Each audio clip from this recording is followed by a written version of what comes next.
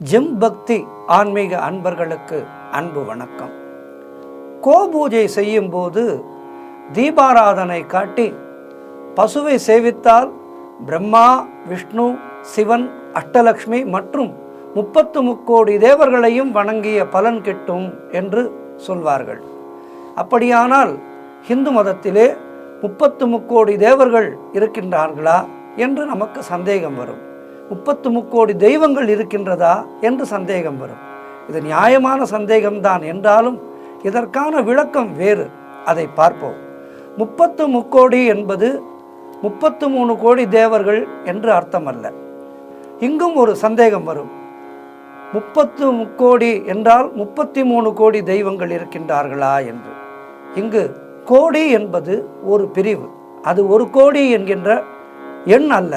ஒரு கோடி என்பது ஒரு பிரிவு அல்லது வகை, இப்படியும் சொல்லலாம். கோடி என்பது சமஸ்கிருத சொல். அதாவது 33 வகையான தெய்வங்கள் ஹிந்து சனாதன தர்மத்தில் உள்ளன. அதை சொல்லவே 33 கோடி தேவர்கள் என்று சொல்கின்றார்கள். இதற்கு நாம் ஒரு சிறிய உதாரணத்தை பார்க்கலாம்.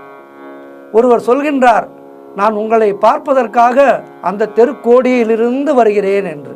அப்போது என்ன அர்த்தம்?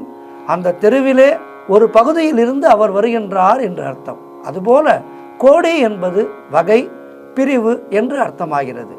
கோடி வேஷ்டி என்று சொல்வார்கள்.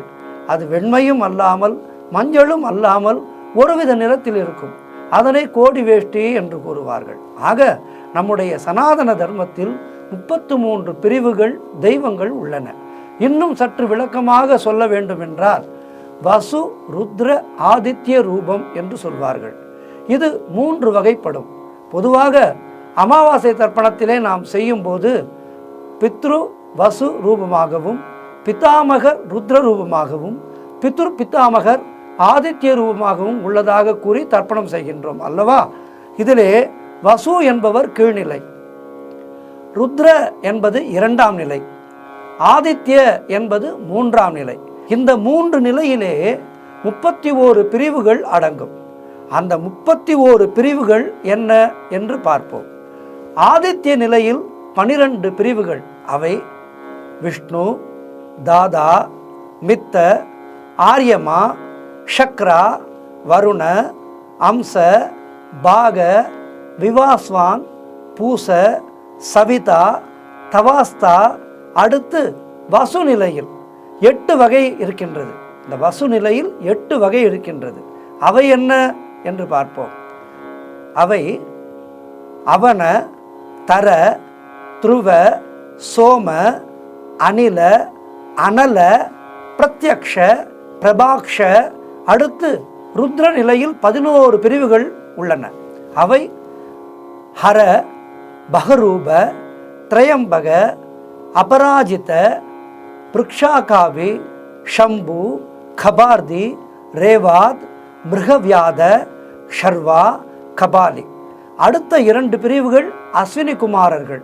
ஆக மொத்தம் 33 வகையான பிரிவுகளான தெய்வங்கள் 33 கோடி என்பது இதுதான். இப்போது புரிகின்றதா?